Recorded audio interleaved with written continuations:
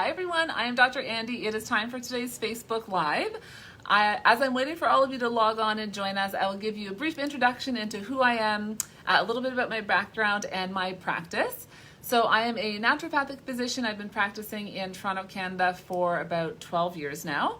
My focus in practice is hormonal balance, metabolic nutrition, and weight loss. I do a lot of hormone replacement in men and women. And then we also have a really big focus on chronic illness, chronic fatigue, fibromyalgia, Lyme disease, with a focus as well on cognition and cognitive support. I am back this week after our epic event this last weekend. So if you were able to join us, I'd love to hear, for those of you who attended, what your favorite part was, favorite speaker, what you learned. Would love to hear your experience of epic. It was a lot of fun to be able to come to you guys from the head office. Hopefully we're looking forward to next year at some point having a live event with all of us in attendance, but it was really great seeing some of you virtually in that way, but still being in the Prove It headquarters, and so with some of the team to be able to present for all of you guys. So love to hear your experience, so feel free to share that while we're getting to the questions today. I did a live Q&A at Epic. I was super excited to connect with all of you in such a large event, so many people from all over the world who are joining us. So I sort of wanted to answer. I know with our live Q&As on Wednesdays, I don't always get to all of your questions. So I was thrilled to be able to answer as many as I could from so many of you at different points. So some really great questions there as well. I also have a presentation coming up for you guys for the next event, the Keto Academy in January. So that's going to focus more so on hormones, on fasting, especially with the new Fueled by Female product that just came out. I thought that'd be a really great piece of information to share with all of you. So lots of hormone information, some fasting, and some dietary changes as well with some of the new meals and plans that are coming out. So your questions are already starting, so let me get started. So questions about Prove It in general. Yes, thanks, Stephen. So the questions about, that's actually one of the questions that was asked when I was speaking on Saturday. And one of the reasons why I'm sort of an educational speaker for Prove It, why I'm here, and what has really drawn me to the community. I've been with Prove It since the very beginning. And for me, it's always been the commitment to research and education, how committed we are just to providing really great quality product for people, and then providing as much education to allow you guys to be able to utilize the products as effectively as you can. And then again, the research behind the product and the investment commitment to research as well. Okay, so let me get started. So did I drink ketones during pregnancy? So first thing, when we get a lot of pregnant and breastfeeding questions, as most of you know, I have a 2-year-old at home, almost 2-year-old at this point. If you are pregnant or breastfeeding, you have to work with your healthcare provider, make sure that they have said these products are safe to take for you. The question is, did I drink ketones when I was pregnant? Yes, I did. I drank the caffeine-free version while pregnant and while breastfeeding. So yes, I drank caffeine-free after the first 3 months, and then I introduced the caffeine after I gave birth, and then started to continue with the caffeinated version. Again, though, if you're pregnant or breastfeeding, you have to work with your healthcare provider and make sure that they have said that that is safe for you to take. So questions about the sodium. Sodium in the product. So a lot of people get a bit concerned about the sodium, and we now know that sodium is not as bad for us as we once thought it was. It's been demonized sort of in the same way that fats have been demonized. So I will direct you to that article on the Prove It website called It's Not Salt's Fault. So really great information there that sort of goes through some of the research where that idea came from, that we need to stay away from sodium in general. And so they'll go really dig a little bit deeper to help guide you a bit on why the sodium's not quite as bad as we think. So questions about plateaus and fasting. So you're drinking ketones and you're fasting, you've hit a little bit of a plateau, and you said that you're gaining a bit of weight.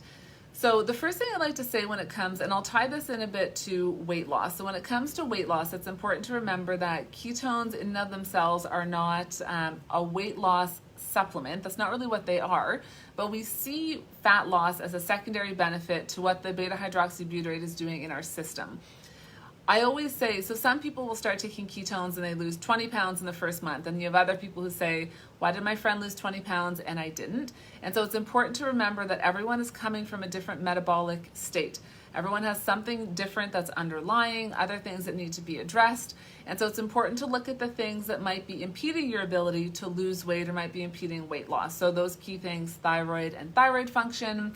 Are you moving into andropause or menopause? So your hormones are naturally dropping. When we lose our hormones, we obviously do become more prone to inflammation, cortisol, insulin resistance, and weight gain. That's the other thing, is there a lot of stress. You're not sleeping, so you're not able to recover. When there's high stress, we have a lot of cortisol. Cortisol is a storage hormone, tells our body to gain fat specifically around the middle. So it's very important that we look at the other factors in our life that might be impeding our ability to lose weight. And then I usually ask people to track their food. If you find that you're doing all the things, you're addressing all the things, and you're not seeing the weight loss results, I rarely tell my patients to count calories. I'm more concerned about the quality of the food that we're consuming, so I rarely tell them to count calories. But in these instances where people say, I'm doing all the things, I'm fasting and keto, what's happening, and you're gaining weight, then I have them track food for a week to get a better idea of what it is we're really ingesting. Do we need to make, a tweak to some of the macros a little bit and just find out what really needs to happen? But often it's usually a hormonal or lifestyle thing that needs to be managed or balanced. So questions about autoimmune. So I saw some questions about autoimmune thyroid above, and some other autoimmune conditions as well. And is there research in the autoimmune space? So often what we'll hear when it comes to an autoimmune condition is that we don't know what caused it. We don't really know what's at the root of an autoimmune condition. There's an onset, we don't know why somebody gets it, and that's not entirely true. We do know with autoimmune conditions, usually in practice, what I'll see is somebody either had a very significant stressful event before the onset of symptoms of that autoimmune condition. So there was a death or a divorce or something really stressful, closing of a business, something like that, a really significant stressor. Or there's been long-term sort of chronic stress that comes before the onset of that autoimmune condition. And so we do see that, I see that pretty frequently in practice. So we know that stress is a big trigger for autoimmune, and then when you develop an autoimmune condition, we'll often say there's no cure, there's no treatment, but there are underlying things and factors that are driving an autoimmune condition. So we have underlying inflammation, chronic stress, and lifestyle changes that we can manage. We have mitochondrial dysfunction, low levels of BDNF, which is a protein in the brain that's highly connected to cognitive function, and we see low levels of BDNF in those who suffer from autoimmune conditions. So these are all things that can be addressed, to assist, obviously, to assist somebody who's suffering from an autoimmune condition. We obviously can't cure an autoimmune condition. Ketones won't cure the autoimmune condition, but there is a lot of research looking at the role of beta-hydroxybutyrate and the role that it plays in inflammation or upregulating BDNF. We know that fasting will also help significantly with upregulating BDNF as well. We know that beta-hydroxybutyrate plays a role in mitochondrial function, and the mitochondria is kind of that generator, the energy generator of our cell. So there are a lot of underlying things that we can impact when we do have underlying autoimmune condition. So no success on fat loss, and with further testing you have SIBO. So yes, gut disruption is another reason we might see challenges in weight loss. So our gut and the gut microbiome is very highly correlated to fat loss in general. Pretty much everything stems from the gut. When it comes to SIBO, that's a pretty intense protocol. Yes, you can continue to take your ketones, but you're going to need a whole other protocol to address the SIBO in general. You're going to need probably some prescription antibiotics for that, some specific ones. And then you need to continue with the botanical protocol. So you're looking at least sort of like a 6-month period of time to treat the SIBO.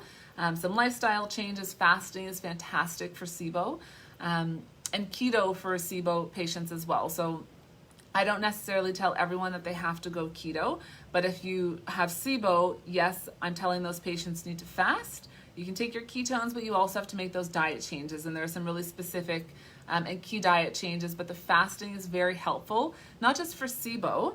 And for those who are not familiar with what SIBO is, it stands for small intestinal bacterial overgrowth. So you have bacteria in the small intestine that shouldn't be there. And the things that contribute to SIBO can be chronic antibiotic use, low stress, inflammation in the gut. Sometimes people have food poisoning or something like that that really disrupts the gut microbiome, causes leaky gut, things like that. We also often see SIBO coming as a secondary to that. So the SIBO, again, very challenging to treat. Make sure you're working with a provider who knows how to treat it.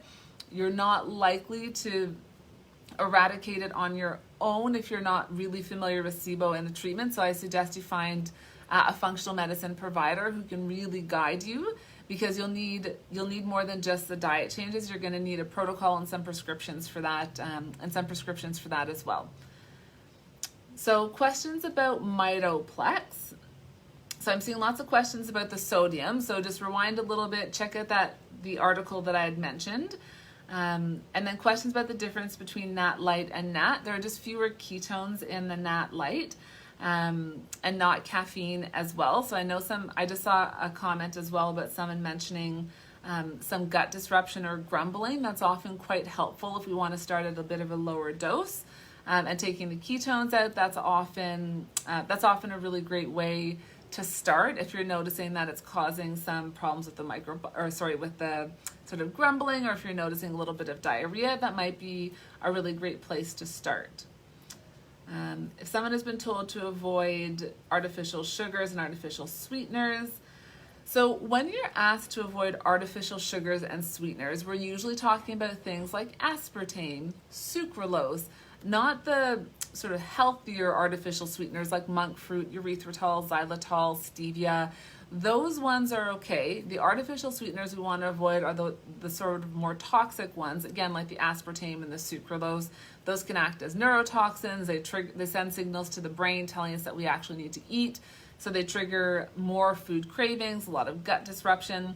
So there's a big difference between the type of sweetener. So I actually wouldn't even consider the sugar alcohols, the monk fruit or stevia. I don't consider that an artificial sweetener. Those are actually natural sweeteners, and especially the stevia, it's a plant source, so those aren't actually artificial sweeteners. So there's just a bit of a difference, in terms of the type of sweeteners. So when they say avoid the artificial sweeteners, they're talking more aspartame and things like that, not the more natural ones.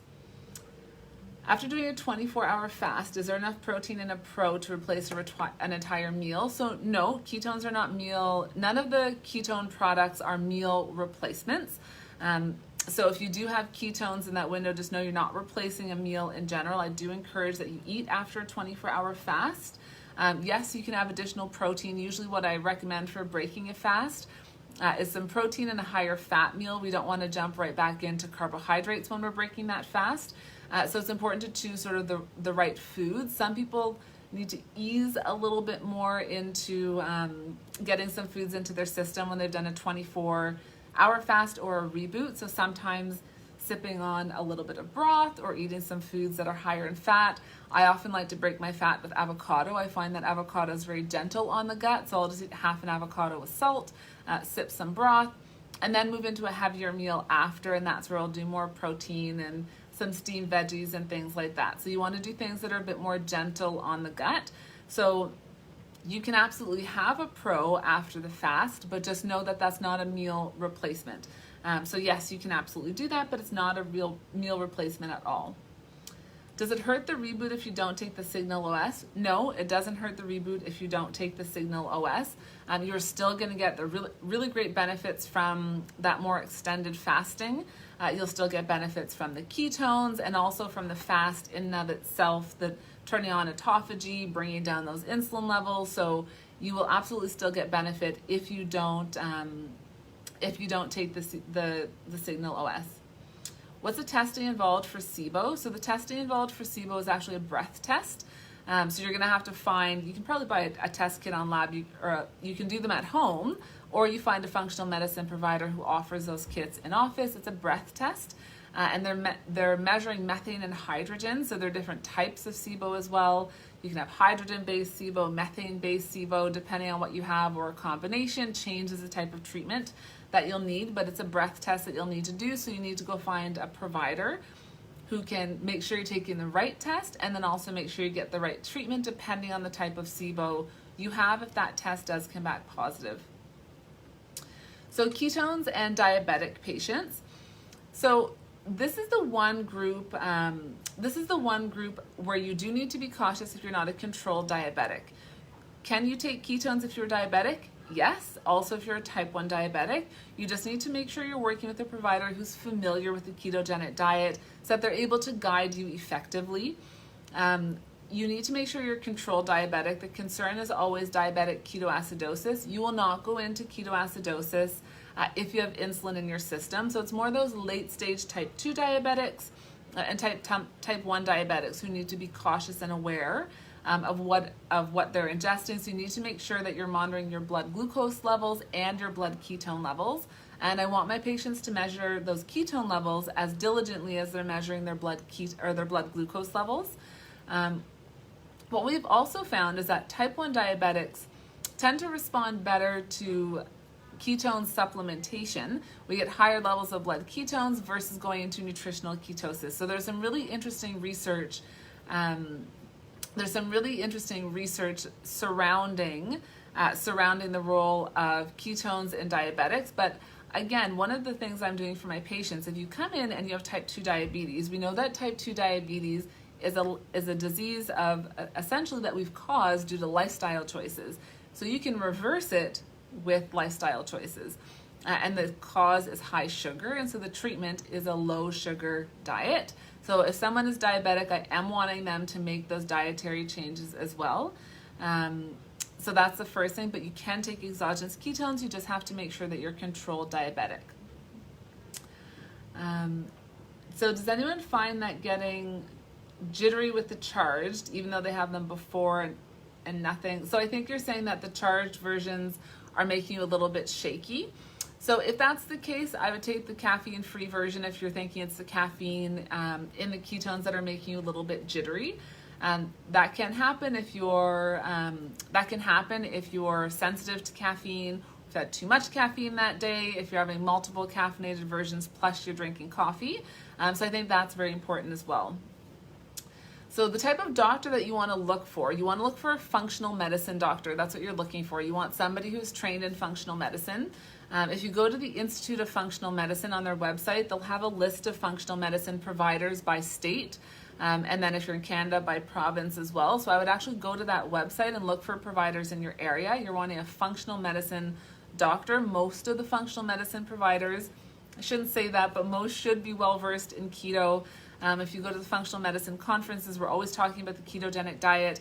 That's really the foundation, the low carb keto standpoint. So they should be well versed and be able to assist you as well So I think it's really important. So if you're looking for a provider, check out the Institute for Functional Medicine and see if you can find somebody in your area. Avocado gives me a belly ache. Can you swap it out? Yes, you can swap it. And some people there are certain things that you can't tolerate, food allergies, etc. I always encourage just healthy plant-based fats. So it doesn't have to be avocado, but lots of olive oils and coconut oils. And then I'm not usually recommending like the bacon and cream and things like that. But again, if you can't do the avocado, that's okay. You can still do the coconut oils and the olive oils. Those are great options. In terms of food, eggs are always a great option as well. So a really simple, often gentle meal is just some eggs with some butter on them and then some tomato slices. I find that's a really great way, especially if we're looking for a meal to break the fast. So those are really great gentle meals to introduce. How can I test my blood ketone levels? So to test blood ketones, it's just a finger prick, same as diabetics who are testing their blood glucose levels. So you can just order kits online. It's a finger prick, and then you can test your blood ketone levels in that way. That's better than breath or urine.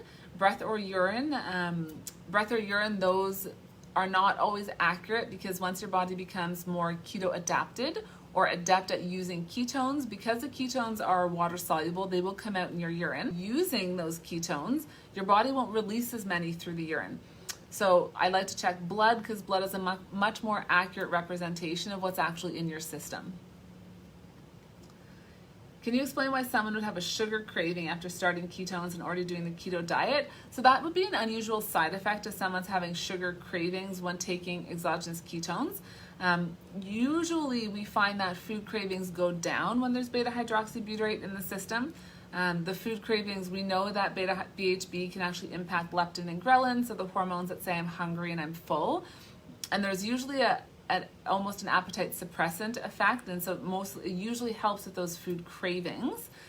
So I would try and figure out in this instance if there are other issues or foods, like if they need to balance timing of food, what they're eating and when. There might be other issues there. Again, ketones don't usually cause food cravings. I will always say though, anyone can have any side effect from a product that they take. We can all be sensitive. I have patients who are sensitive to magnesium and vitamin D, and they can't take them. So we can be sensitive to anything, and products can cause pretty much almost any side effect. It's different in so many people. So is that common that someone would get a food craving from taking beta hydroxybutyrate? No, absolutely not. Is it impossible? No, everybody is different. Everyone's body will respond the same way, but that's a very atypical response. So I want to make sure they're looking into other things and make sure that there's nothing else underlying. Make sure that they're not following maybe too few calories in a day for a long period of time. So other things that I'd want to look into to make sure that there's nothing else contributing to those cravings. Food, nutrient deficiencies, things like that will also cause more food cravings. So again, not a common response. So take a look at some of the other factors that might be impacting that.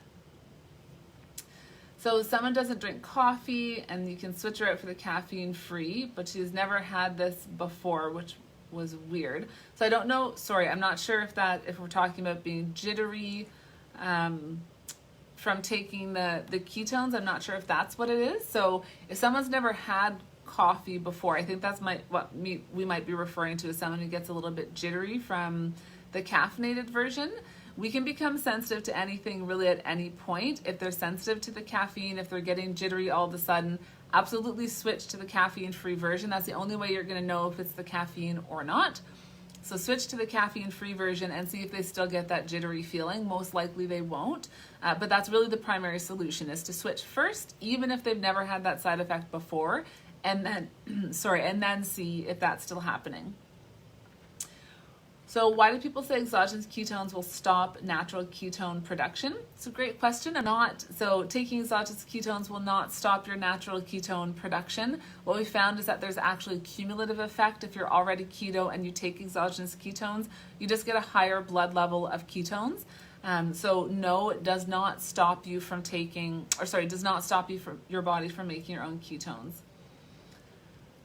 So you're type 2 diabetic and you're doing great on ketones. That's fantastic, Carrie. I'm happy to hear that.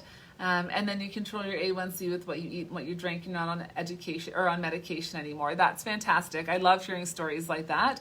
Absolutely, because again, with type 2 diabetes, those lifestyle changes make the most significant difference. So I'm really, really happy to hear that.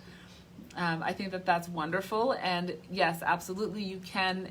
And you're working with your doctor, you mentioned. So always, if you have any medical condition, work with your doctor. Find a functional medicine doctor who is well versed in ketones and in the exogenous ketones, and they can help guide you as well. Is a keto diet okay for someone who's had their gallbladder removed? Yes, the keto diet is okay for someone with their gallbladder out.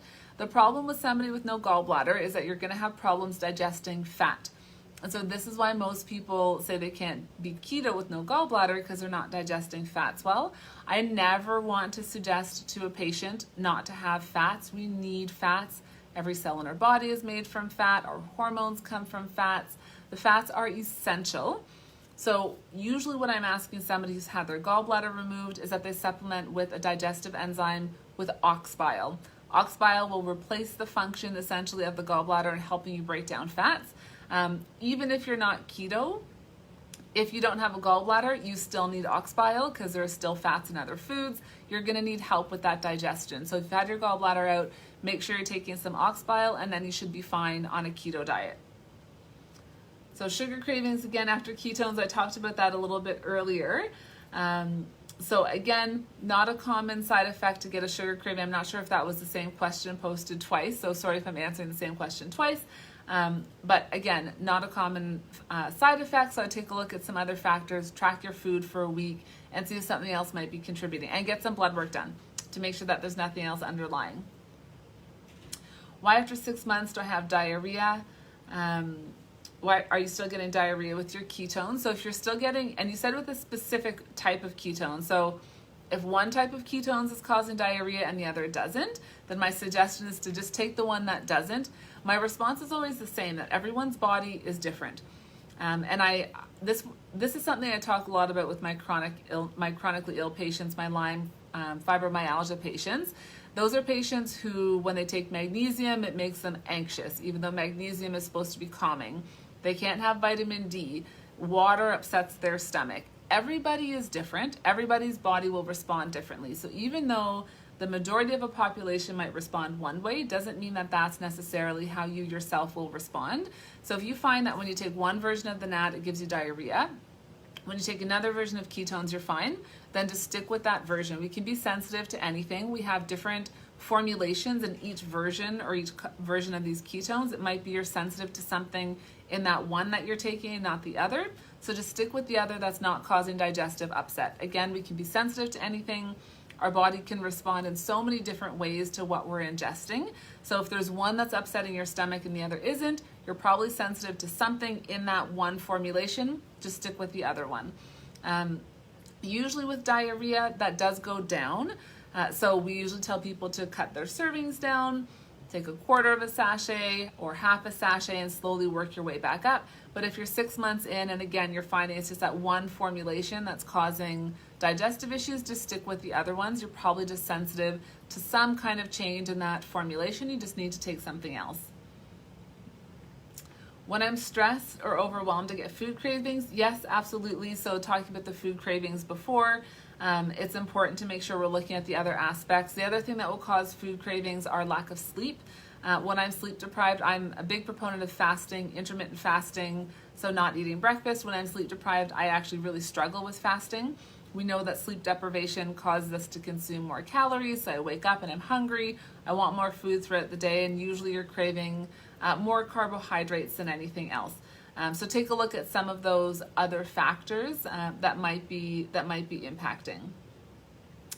So that is all of our time for today. That time flew by, everybody. Again, I'll try and go through and answer any questions that I might have missed. Thank you for those comments earlier about Epic. I'm so glad that you guys enjoyed it. You enjoyed the information that was shared. I'm looking forward to the next Keto Academy always. That's in January. But hope I answered most of your questions, and enjoy the rest of the week and stay healthy, everyone.